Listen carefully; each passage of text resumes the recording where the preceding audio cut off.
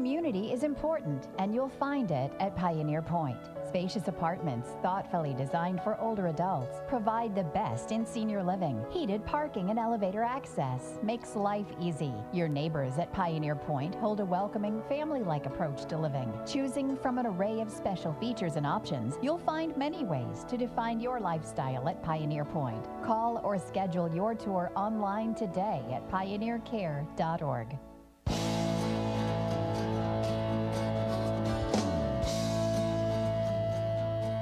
It's Morning Talk on News Talk 1250 KBRF, brought to you by Pioneer Care and Fergus Falls Monument Company.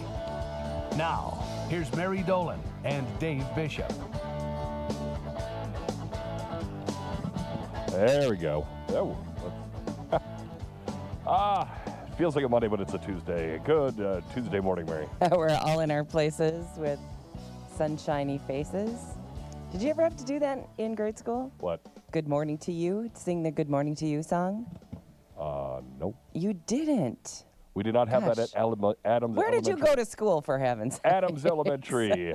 We didn't have to sing that we were happy. We were just happy to be there. Yeah. It was a little good morning to you. We're all in our places with sunshiny faces. Good morning to you. So, I don't remember. Who's your kindergarten teacher? Mrs. Harthen. I think Harthen was her name. I had Betty Royal. You have to realize how many years you're asking me to go back here. I remember all my teachers.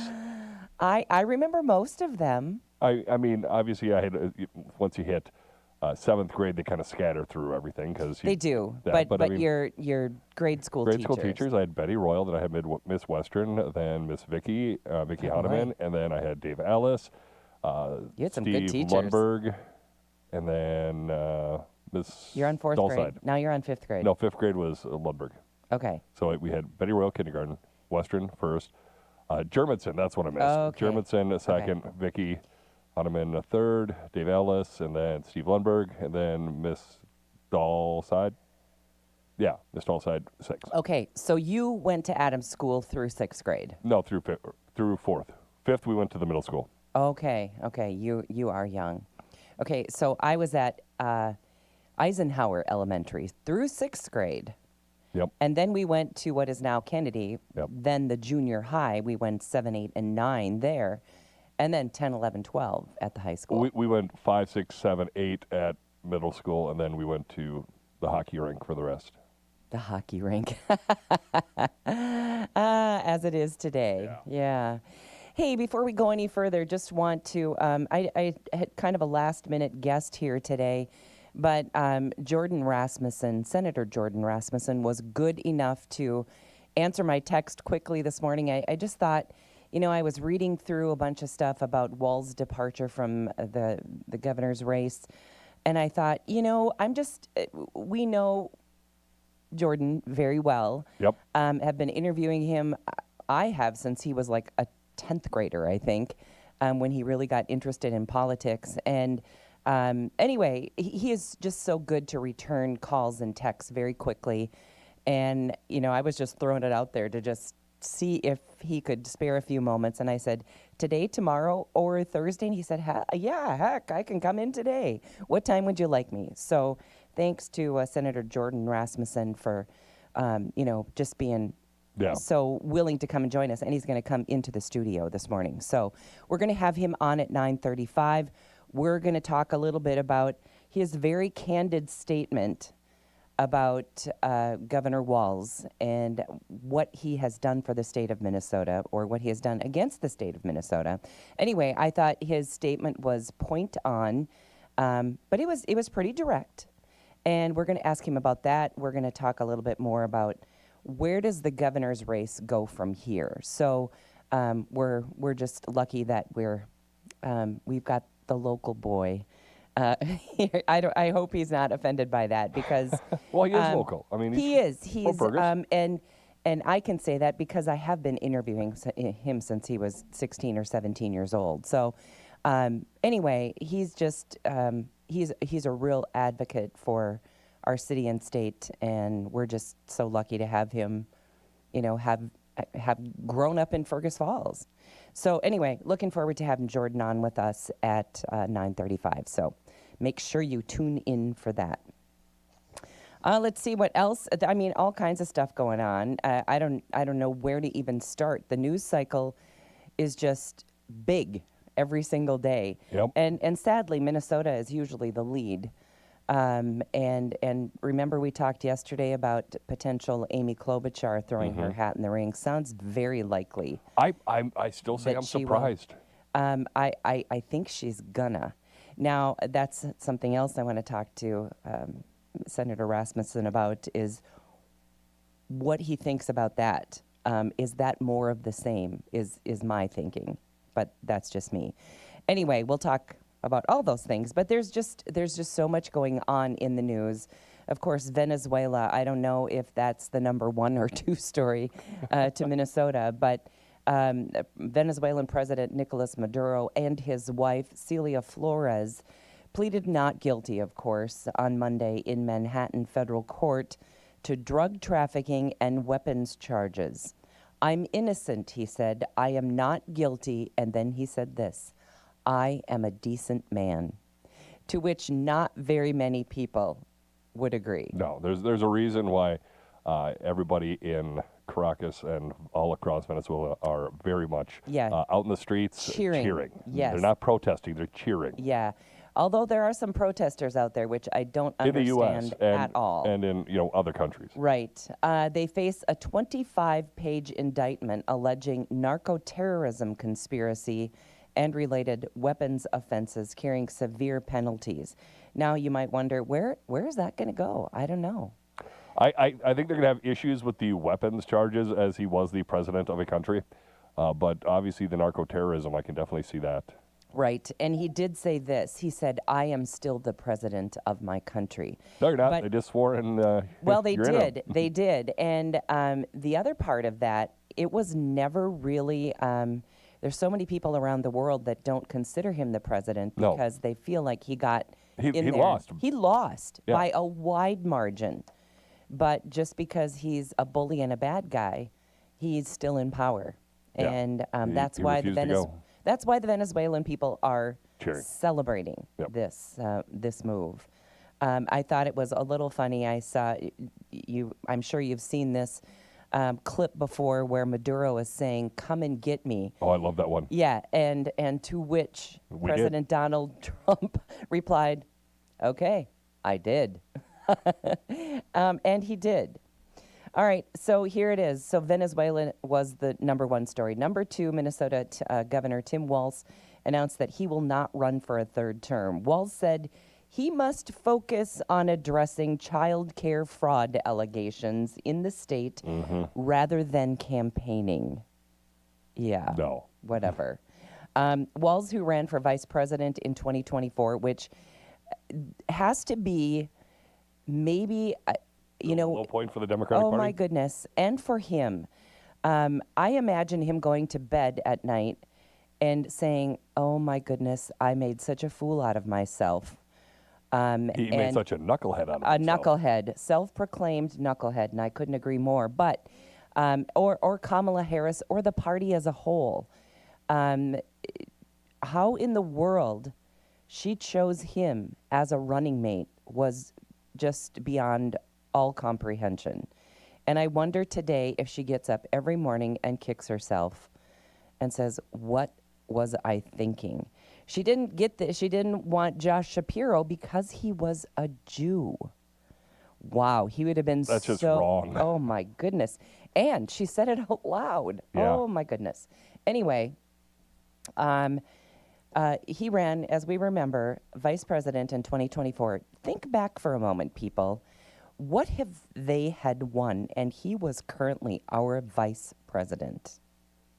Oh, my goodness. Anyway, Senator Amy Klobuchar is reportedly considering entering the governor's race. So we'll talk more about that with Jordan coming up at 9:35. The board of the Corporation for Public Broadcasting has voted to dissolve the organization following the loss of federal funding. The decision made at the board's December 10th meeting and announced on Monday comes after Congress and the Trump administration rescinded $1.1 billion set aside for the next 2 fiscal years. That organization, created by Congress in 1967, employed about 100 people, and looks like the public broadcasting group will no longer be. Wow. There's a number of those organizations who are losing their federal funding, and they will just simply have to go away because they don't have the money to continue anymore. Defense Secretary Pete Hegseth has formally censured Senator Mark Kelly, a Democrat from Arizona, for joining a video, remember this? Urging the troops to reject unlawful orders.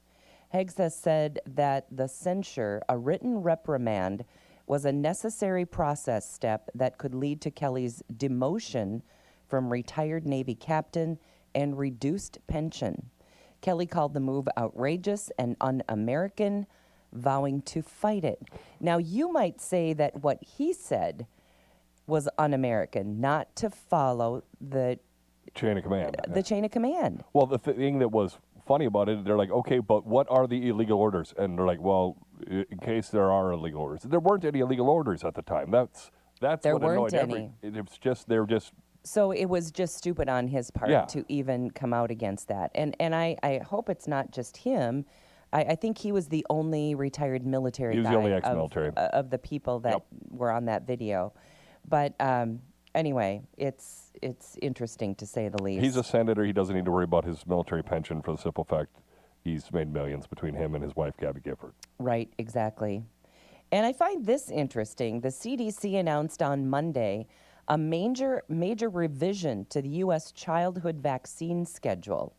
This makes me so happy. Reducing recommended vaccines from 18 to 11. So that makes me ask the question, why? And why those that are being removed are being removed. Have they been given unnecessarily over the years? Anyway, the new plan, effective immediately, mirrors Denmark's approach. The CDC will continue recommending vaccines for measles, mumps, rubella, polio, pertussis, tetanus, and diphtheria. Pneumococcal disease, HPV, and chickenpox. Those are the ones that are going to Apparently, chickenpox is really bad nowadays. It wasn't a big deal when we were kids, but apparently it's really, really. Do you know, I remember when my daughter was little, if somebody got chickenpox, I remember when she got chickenpox, she was maybe Hey, everybody come over, let's get the less than chickenpox. 2. And my sister-in-law said, hey, I'm bringing the whole team over. Let's Come share on down." popsicles. Come on, let's get this over with. And that's how we used to combat that disease. We would fight it with our own immune system. But anyway, and they're going to keep that one. And but they did remove a number of vaccines, including the COVID vaccine, which I never thought children should be receiving. That one's out, and I can't remember what else they took out, but there were 7 different vaccines that are no longer part of the childhood vaccine schedule. Did they take out the cootie shot? I don't know if they took out the cootie Circle, shot. circle, dot, dot. Circle, circle, dot, dot. You just get yourself a cootie shot? Oh, boy. Yeah, I don't know if the cootie shot is still in or out. But anyway, I think it's of note to say, gosh, maybe all of those vaccines weren't really necessary. I'm kind of curious to see the ones that they left out. I mean, obviously, COVID. I mean, little kids. Yeah. Yeah, it just you didn't make know, sense. I'm trying to remember. I was doing a lot of reading this morning, and Well, we can circle back to that later. yeah, I can't remember what that was, but there were 7 that were removed, and all I remember is that, the COVID vaccine is out. Yeah. And I think a flu shot too. Okay. Because I think they were giving flu shots to kids. I'm not sure. And speaking of the flu shot, flu is running rampant Yeah. across this country, which makes you wonder, and I realize the vaccine, the strain develops differently Yeah. each and every year. Well, anyway, I mean, plus but how many people don't get a flu shot? I didn't get a flu shot. Did you get a flu shot? I've never had one, and I never will. Well, see, there you go. Yeah. But I've never had one. There's a lot of people, I think you're right, though, that have had flu shots and all of a sudden said, you know what, enough vaccines. I get one on occasion, but I mean, it probably like every 5-6 years. Yeah, I'll just go, and I know what the heck, I'll get a flu shot. I know a lot of people personally who have Yeah. been really, really sick with influenza A. We've had it go through the ranks here. We had half the building gone. Yeah, exactly. So that is a totally, that's a personal choice. You know, I think some people swear by it and others say, made me feel rotten for a week and I don't know if I should have it again. I mean, there's all kinds of schools of thought there. Come to think of it, the only people who were left in this building were you, me, Miles, and Zach. I know, but that's it. We had The four. We had 4 people in here for, what, a week? Yeah, because everybody else was out sick with the flu. Yeah, and those that weren't sick on that side of the building, they told them, just stay away. home, just stay away. But thankfully, I'm not even going to say it because I don't want to get it. Knock on wood. I know. There's only Formica in here, so I'm not going to go there. I think underneath. Okay, is that wood? I think so. I think it's press board. Does that count? You got wood behind you. Okay. All right. Nearly 4 in 10 Americans plan mental health resolutions. That's where they're going for 2026, marking a 5% increase from last year. This comes from the American Psychiatric Association. They will focus mainly on mental wellness for 2026 rather than getting skinny and all the other things. They're going to just say, nope, mental wellness is what we're going to do. I have realized that I did come up with a resolution that I did not know earlier, and Miles sneaking into the camera shot. Yeah. One thing, I want to finish the Lake Region run in under 40 minutes. Okay. Oh, that's a good goal. That's my goal. I Under like 40, that. so 39 something. Okay, that's a good goal. So All that's right. so I need to get back in shape a little bit for that. My wife Okay. laughed at me. Okay, no, you can support. do it. I think I can do it. I believe in you. I have to cut 2 minutes off each mile. Okay, that sounds great. All right, well, we're going to go to the break. I'm going to get Senator Rasmussen in here. We'll visit with Jordan after the break, 9:35. Stay with us.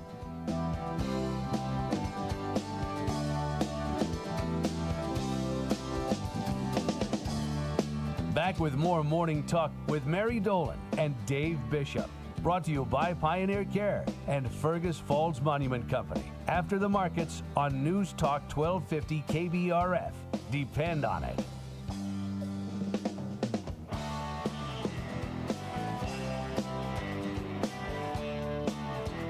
This is Craig Olson. Join me every Saturday morning at 8 for the Coaches Show, presented by the Viking Cafe on News Talk 1250 KBRF. Football, basketball, soccer, hockey, volleyball, swimming, cross country. I interview area coaches to discuss the season, recap the last game, and preview upcoming games. Catch the live show at 8 on Saturday morning on News Talk 1250 KBRF and the live stream and archived shows at KBRFradio.com. Just click on Sports Streaming. The Coaches Show, presented by the Viking Cafe. At American Federal Bank, decisions are made locally by people who know you. You get personal service, clear guidance, and banking designed to support your goals and protect your financial future every step. American Federal Bank, member FDIC, equal housing lender. KBRFradio.com is your online home for News Talk 1250 KBRF. You'll find the latest in local and national news, plus sports, and you can podcast or stream live. That's at KBRFradio.com. What's the ox say? Today on Hot Talk with the Ox, right away hear the latest from Maduro and Venezuela, the Minnesota governor's race, and the growing Somali scandals. Also at some point, gubernatorial candidate Kristen Robbins previews her appearance Wednesday in Washington, D.C. At 4:06, hear the West Side Liquor Wine Line, and then hear fellow Ox listeners' Wines of the Week. See you for Hot Talk with the Ox today from 2 to 5 on News Talk 1250 KBRF. What's the ox say? KBRFradio.com news. Get the news that matters delivered straight to your inbox. With KBRF Daily Headlines, you'll stay up to date on everything happening in your community. Sign up today and receive a roundup of the day's top stories all in one email. It's fast, convenient, and it's always free. From local updates to breaking news, KBRF brings you the headlines you need right at your fingertips. Visit KBRFradio.com and sign up for email news sent right to your inbox, delivered by Cooper's Office Supply. Synthetic nitrogen prices continue to fluctuate unpredictably. So Pivot Bio launched Proven G3, a weatherproof source of nitrogen with 3 modes of action. It's the lowest cost source of nitrogen on the market, helping growers replace nearly 30 pounds of nitrogen and delivering a nearly 2 bushel per acre yield increase in over 100 nationwide trials. That's performance your corn can always count on. See real results at pivotbio.com/provenit. Find out why the markets are moving. Get in-depth ag information with the Red River Farm Network on News Talk 1250 KBRF. Depend on it.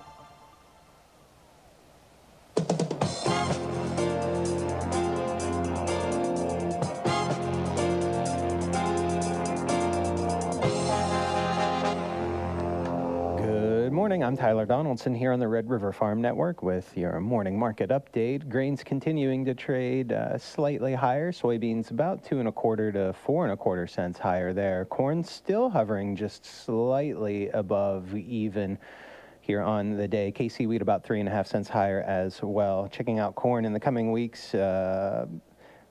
The Russian-Ukrainian war, if a peace accord can be reached there, expect both Ukraine and Argentina to provide more competition for U.S. corn exports.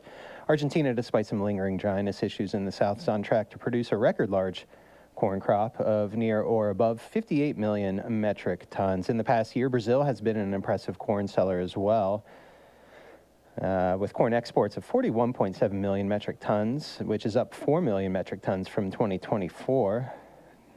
Taking a closer look at soybeans, traders be watching for confirmation of purchase of China here, purchasing U.S. 1 million metric tons reported of U.S. soybeans there. The purchase would push China purchases to near 10 million metric tons compared to their October pledge to buy 12 million metric tons. The spring purchase, even in the face of cheaper offers from Brazil, is impressive. Soy products are mixed here as well to start out the day. Soy weakness can be attributed the last few months due to the tariff battle with China, but due to the willingness to source more beans from South America as well, impacting U.S. soybean prices there. Also weighing on the soy market, still dismal sales and inspection data. U.S. sales commitments through December 30th, down 31%. This is the Red River Farm Network.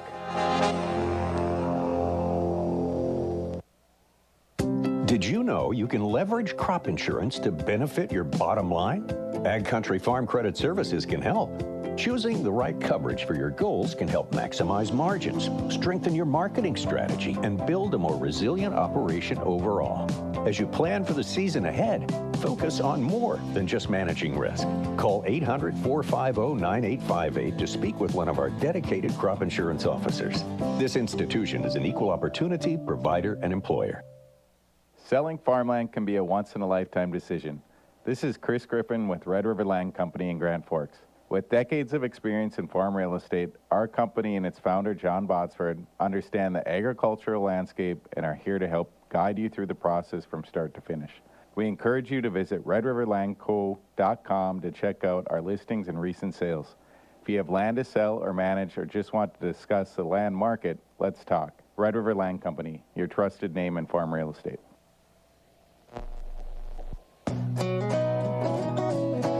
This is Jamie Dickerman with the Red River Farm Network. Join us for coverage from Potato Expo. This is the largest conference and trade show of its kind for the potato industry, leaders, growers, and suppliers. This exclusive coverage is sponsored by AMVAC, National Potato Council, Gowan Company, Northland Potato Growers Association, and Yara. The Potato Expo in Dallas. Special coverage on air and online from the Red River Farm Network. With that morning cup of coffee and the Red River Farm Network on the radio, you're ready to take on the day. Farming and ranching is a bottom-line business, and we treat it that way at the Red River Farm Network. Our team of dedicated ag journalists include Don Wick, Tyler Donaldson, and Jamie Dickerman, plus ag meteorologist Drew Lerner. Farm news, markets, and weather from the #1 rated farm radio team in the region. We're the Red River Farm Network, and we're reporting agriculture's business.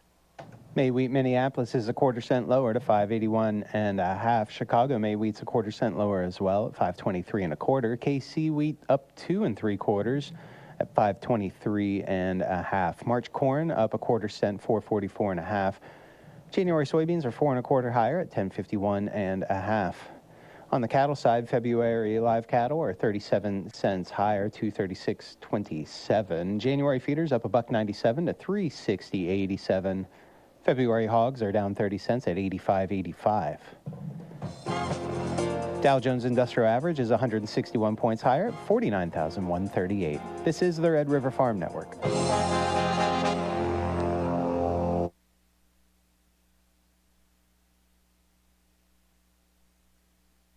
I'm Jessica at the Fergus Falls Monument Company. I'm the first person you see when you come through the door, and I also talk to customers every day on the phone. Many of them find choosing a memorial ahead of time is convenient and works best when there is time to plan and think about it. Planning ahead not only gets you the everlasting memorial of your choice, it also helps your family through the grieving process.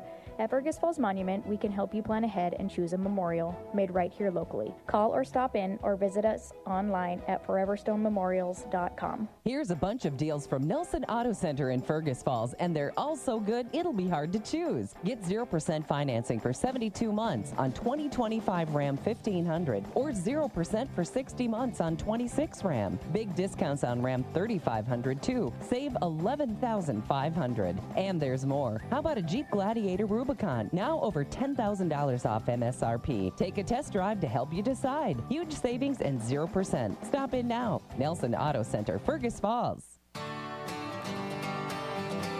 It's News Talk 1250 KBRF. Dense fog advisory in effect until noon. 22 for our high today. 24 tonight's low. 34 mostly sunny for tomorrow. 32 on Thursday. 27 by Friday. Right now, Fergus Falls, a little bit of freezing fog. 23 degrees. Visibility at a little over 100 yards. So slow down. Morning Talk brought to you this morning and every morning by our good friends over at Pioneer Care and at Fergus Falls Monument. 100 yards, that's all the further we can see? Yeah, 0.15 miles. Hey, and over I will use this as a reminder. If you have automatic headlights, which most of us do in our cars, it's just bright enough so that they don't turn on their own. At least in my car, they don't. So you're going to have to turn those on all by yourself today. I did that this morning, too. I know, but it's a good idea. And then, of course, you get the ding, ding, ding when you shut your car off saying, hey, knucklehead, turn your lights off. So we're just not used to doing that anymore, right? Helpful reminder. All right. Okay. We are so pleased to have Senator Jordan Rasmussen with us on the air today. And I'm so grateful that I've been interviewing you since you were about 15 years old, so and that I have your cell number so I can text you quick. And you were so gracious to respond right away and say, hey, I'm happy to come in. I'll see you later this morning. Always fun to be back in the studio and talking with you, Mary, about what's going on. I know, and we told each other that neither one of us has changed since you were 15, right? You haven't changed, okay. but I've changed. Well, anyway, it's great to have you on the air with us. And, of course, there's so much going on, and I'm sure that you've been very, very busy as Walz decides he's not going to run for re-election. How surprised were you? I was shocked, honestly. I never thought it would happen. I wasn't shocked, but I was a little surprised, right, around you had Walz just a few months ago very defiantly saying, I'm running for this unprecedented third term. And he was continuing to fundraise, continuing to campaign, continuing to look like he was running. And I think what really changed is over the past few weeks, this fraud story that we've known about in Minnesota for years, by the way. This isn't new news for people in Minnesota, but the national attention and the amount of coverage it was getting and just the obvious fraud that was taking place in Minnesota made it untenable for Walz to continue on a third term. He lost the confidence of Minnesotans, and they just didn't trust him to be able to govern effectively. Right. And I wondered how he thought he could go on. But it shocks me as well that the national news did pick this story up. I mean, we have been waiting for something like this because, they've been working on this since 2018 or so? That's right. And I think we have to give a lot of credit to the Trump administration for really making sure that there were federal resources investigating this fraud, whether it's the U.S. Attorney's Office, the U.S. Treasury Department, CMS, the Federal Department of Health and Human Services.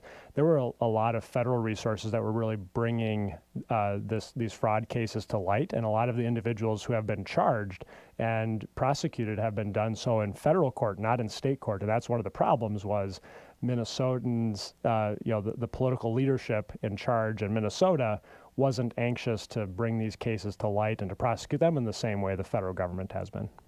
Right. Okay. Well, you made a statement that I heard on our news earlier today with regard to Governor Walz deciding not to run again. And it was bold, I think, and very direct, and I couldn't agree more. Tell us a little bit about that and your immediate reaction. For me, Governor Walz has had 7 years to fix this mess. And what we've seen happen is waste, fraud, and abuse reach all-time highs during his administration. And for me, it's really this human services fraud is the greatest failure of state government in my lifetime. And it's really hard to even find anything that's next to allowing billions of dollars of Minnesotans' tax dollars to go to criminals, while at the same time, Governor Walz was raising taxes on Minnesota families. And so, for me, I think it's good that Minnesota is going to be moving on, from these failures. But I think it's also important that we still hold the Walz administration accountable. We still hold the individuals who allowed this fraud to happen to be accountable. And that's what I'm committed to, is continuing to hold him accountable while he serves the rest of his term, and also the legislative Democrats that enabled his behavior. Absolutely. And it's more than just him. It's a long line of people that turned a blind eye. You can't tell me that so many people on that side of the aisle knew exactly what was going on. And one of the challenges, Mary, that we saw legislative Democrats do when they had complete control of state government was, number one, they gave a blank check to these agencies. That's how you can have these programs go from a $2.5 million program to a $120 million program in just a couple years. They weren't giving the agencies specific dollar amounts in these bills. They said, whatever it costs, we'll pay for it. And so that's how you had this runaway spending that enabled this fraud to occur. And you also had legislative Democrats took away the power of the Minnesota Senate to fire commissioners. That's a power that the Senate has. They've actually fired a couple of Walz's commissioners before, but there was not an interest in having that level of accountability. And so we really saw, Walz played a huge role in this, but there were others that were complicit as well. Absolutely.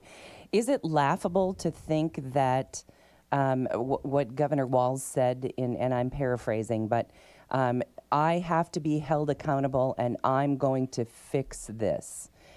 He said that when he said, I'm not going to run again. Is that something we can just laugh out loud at? I'll give a story. So back when I was first elected to the Minnesota House, it was 2021, and the Walz administration rolled out what they called Operation Swiss Watch. Back then, the Department of Human Services was having issues, right? They were having waste, fraud, and abuse issues. And so the Walz administration said, we're going to make sure that the Department of Human Services operates like a Swiss watch. That was years ago. And now we know it operates more like Swiss cheese and just allows the money to flow out to criminals. And so I think that's, it's not like Walz got elected last year and he's only had a year to fix this or turn this around. He's been in charge of the ship for 7 years and has just failed continually, not only failed to fix the problem, it has exploded on his watch.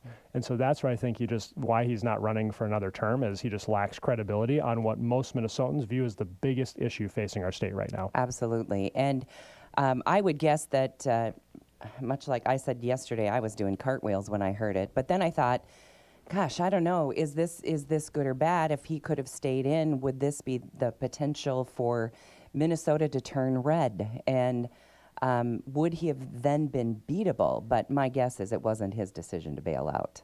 I think he got Bidened. That's almost becoming a verb, right? Where you have he supposedly met with Amy Klobuchar over the weekend, and I think he probably was told by other Democrats that, you're an electoral liability for us heading into an important election, and we need you to step aside.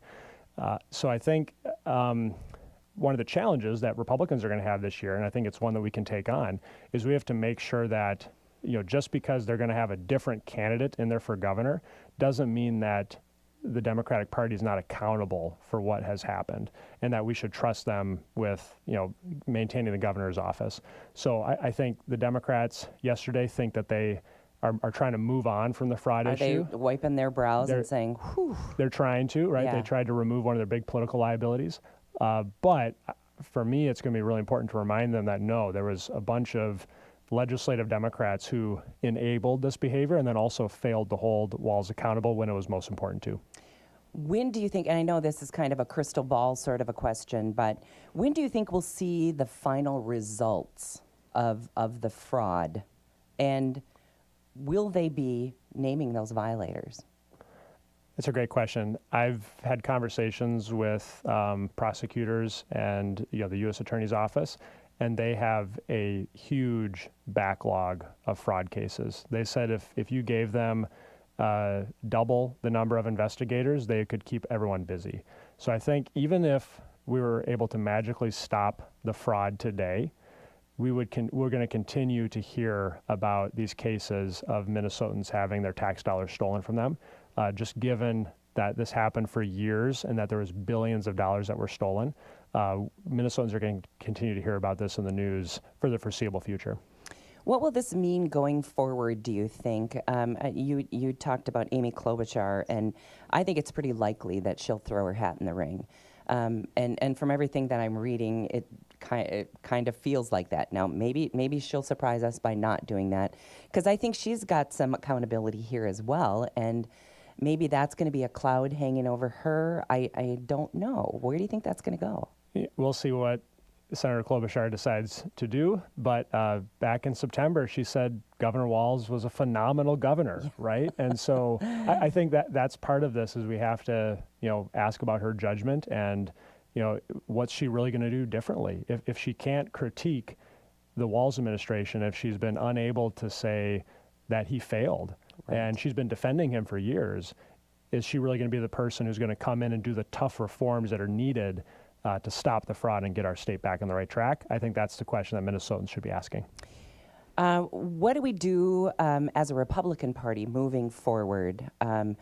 Who's the best person for that job? Who's the best person that could potentially beat whoever decides to run on the Democratic side? Great question. I haven't endorsed any candidate for governor, and one of the reasons... There's a bunch. There's a bunch, yeah. There's lots of options, so you can't complain about not having options.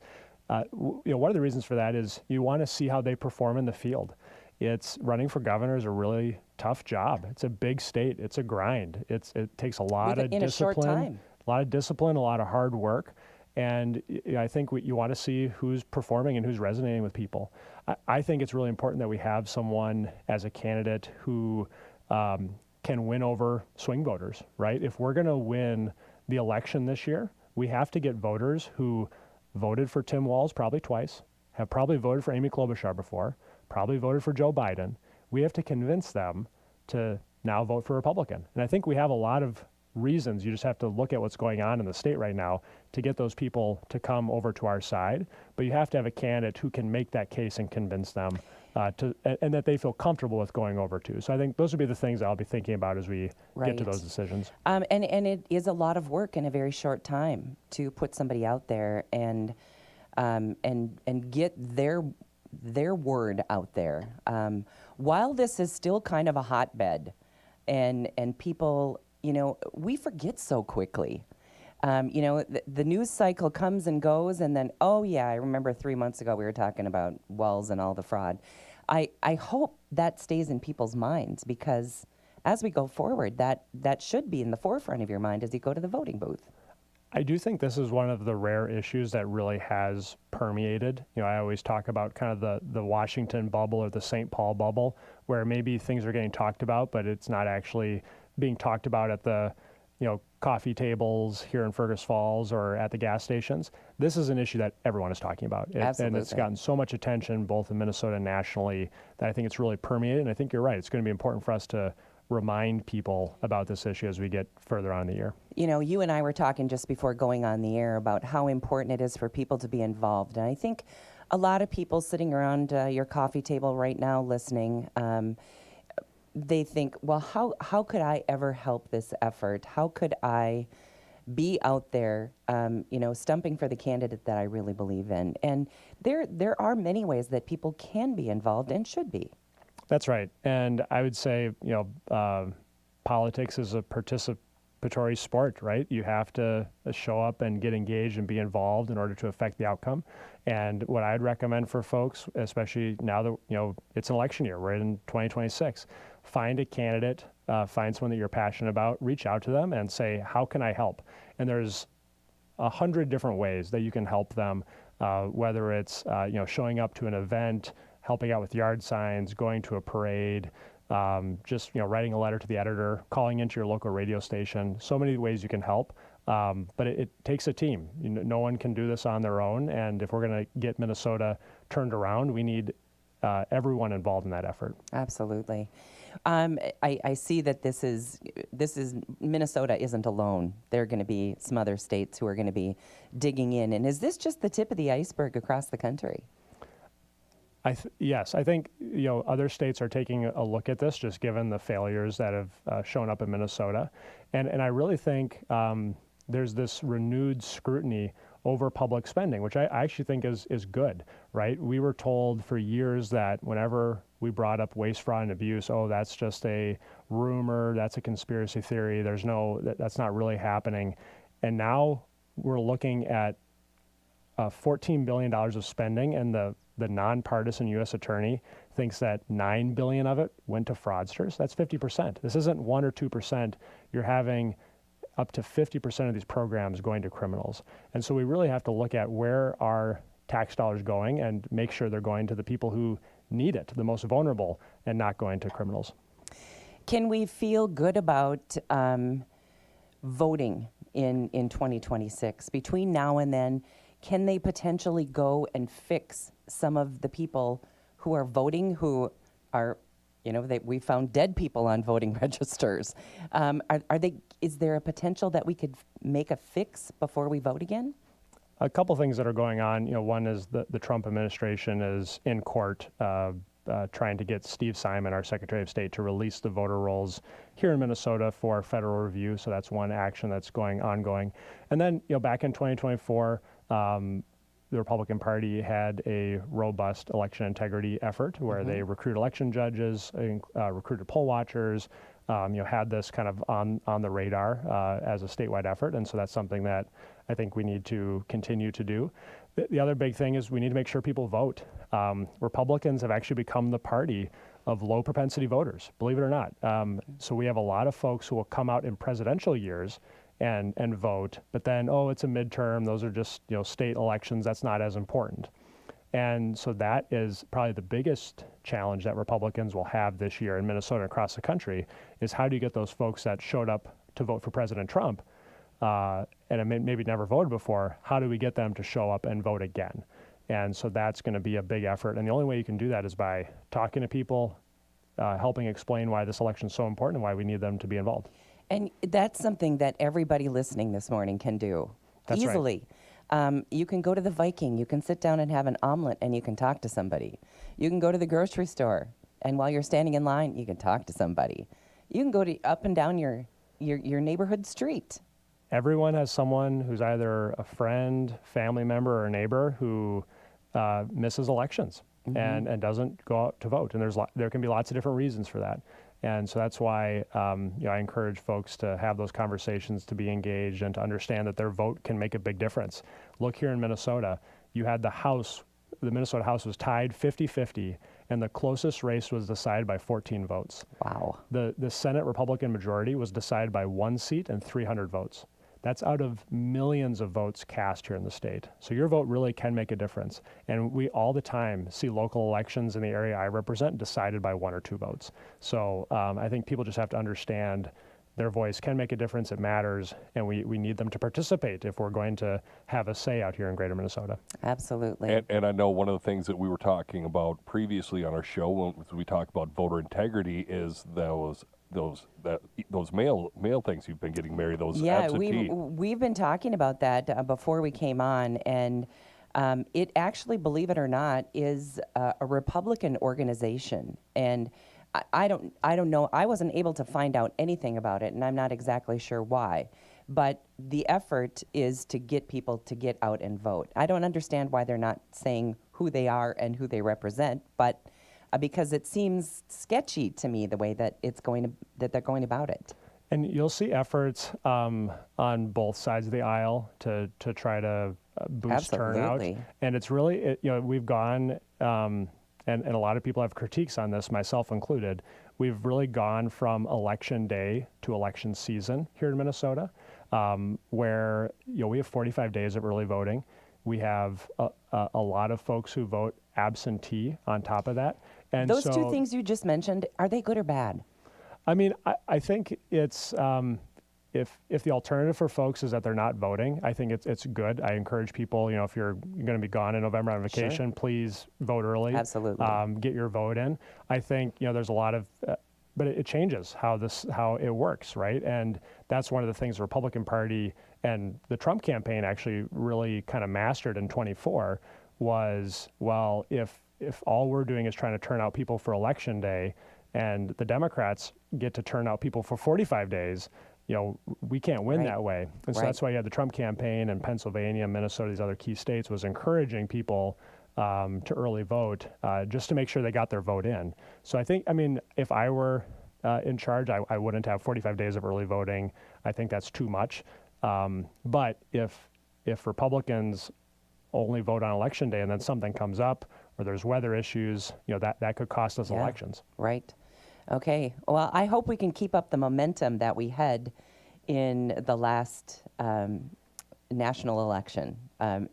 If we could keep up that momentum of people getting out and voting, wouldn't that be great if we can bring that down to a state level? I think that's right. I think when more people are able to participate, we get a clearer voice of the people and what they want from their government.